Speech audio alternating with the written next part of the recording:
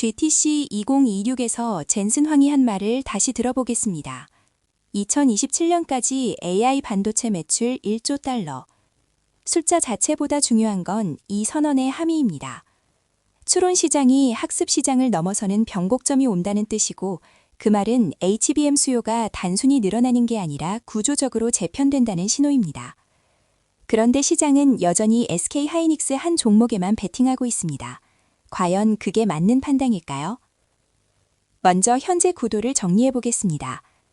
SK 하이닉스는 엔비디아의 H100, B200 시리즈의 HBM3E를 사실상 독점 공급하고 있습니다.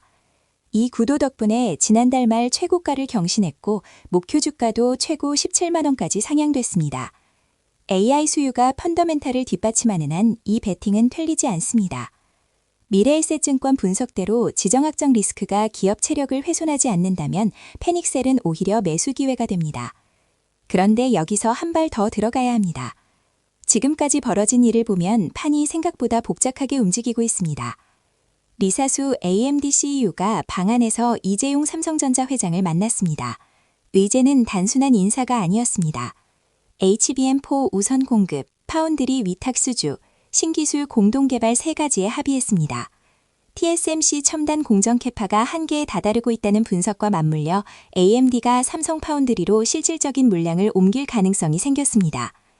여기에 삼성전자 파운드리가 엔비디아의 새 추론칩 그록3 LPU 생산까지 공식 수주했습니다.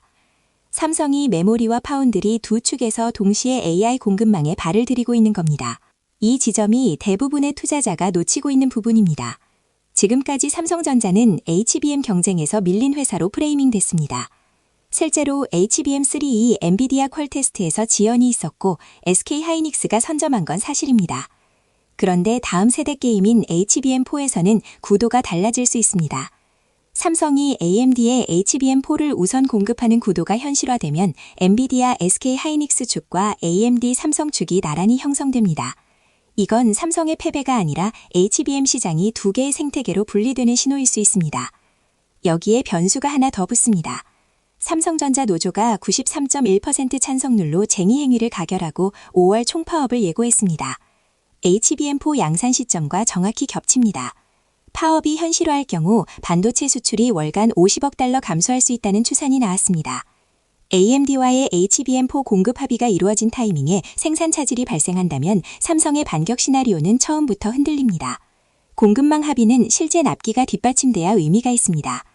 SK 하이닉스도 마냥 안전한 위치는 아닙니다. 이번 지정학적 쇼크에서 SK 하이닉스 주가가 코스피 낙폭의 2배 이상 빠졌습니다. 필라델피아 반도체 지수 하락폭의 5배입니다. 이건 시장이 SK 하이닉스를 얼마나 집중 베팅하고 있는지를 보여주는 동시에 하나의 리스크를 말합니다. 엔비디아 공급망에 대한 의존도가 너무 높아서 엔비디아에 무슨 일이 생기면 직격탄을 맞는 구조라는 점입니다. 마이크론은 어떨까요? 미국 기업이라는 지정학적 유리함이 있습니다. 미중 갈등이 심화되거나 한국 공급망 리스크가 불거질 때마다 대안으로 부상합니다. 다만 HBM 기술력에서 SK 하이닉스와의 격차를 좁히는 속도가 핵심입니다. 이 변수가 시장의 기대보다 빠르게 진행된다면 엔비디아가 단일 공급사 의존 리스크를 줄이기 위해 마이크론 비중을 높이는 시나리오가 현실화될 수 있습니다. 그러면 시나리오를 두 갈래로 나눠보겠습니다. 첫 번째, 삼성 파업이 실제로 발생하지 않거나 단기로 마무리되는 경우입니다. 이 경우 삼성은 AMD와의 HBM4 공급 라인을 실제로 가동하고 HBM 시장은 엔비디아 SK 하이닉스 축과 AMD 삼성 축으로 재편됩니다. 승자는 둘 다가 됩니다. 단 삼성 파운드리의 수익성 회복 속도가 HBM 이익을 상쇄할 수 있는지가 관건입니다. 두 번째, 파업이 장기화되거나 HBM4 납기 지연이 현실화되는 경우입니다.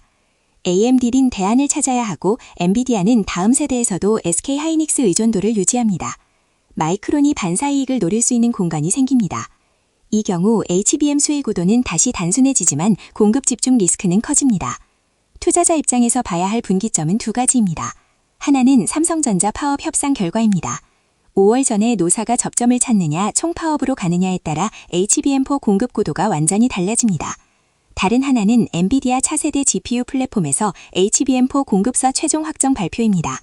이 두 이벤트가 교차하는 지점에서 이번 HBM 전쟁 2라운드의 승자가 결정됩니다. 아직 그 이벤트는 오지 않았습니다. 2조 달러 AI 칩 시대는 분명히 옵니다. 다만 그 수혜가 단일 기업에 집중될 것이라는 가정은 지금 이 순간에도 흔들리고 있습니다. 시장이 SK 하이닉스 한 종목에만 베팅하는 동안 파는 이미 복수의 플레이어를 향해 움직이기 시작했습니다. 이 영상은 투자 권유가 아닌 시장 분석 목적으로 제작되었습니다. 투자 판단은 본인의 책임입니다.